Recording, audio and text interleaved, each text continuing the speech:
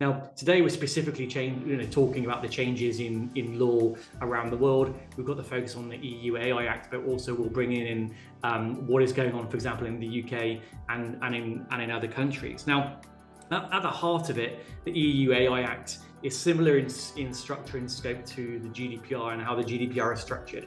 It's a rules-based regulation that comes in over a 2-year period, but with stages over that 2-year period. So you've got one in February 2025, you've got one in August 2025, and then you've got August 2026.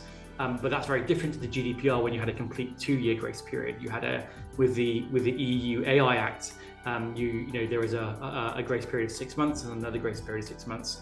And as you go through that staged approach, as a school, you need to do certain things and be able to demonstrate that you are compliant.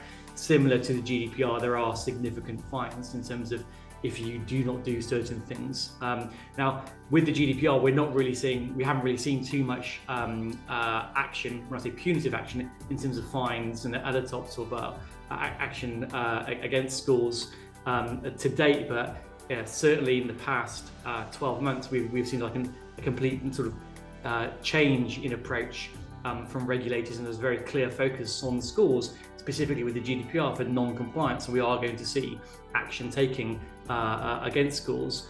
With the EU AI Act, and if we follow a similar sort of timescale, you may not see action for a number of different years. So this isn't a case of don't do it and you're going to get a fine. I think you'll still just follow a similar sort of process of the GDPR whilst there's a time for schools to prepare themselves.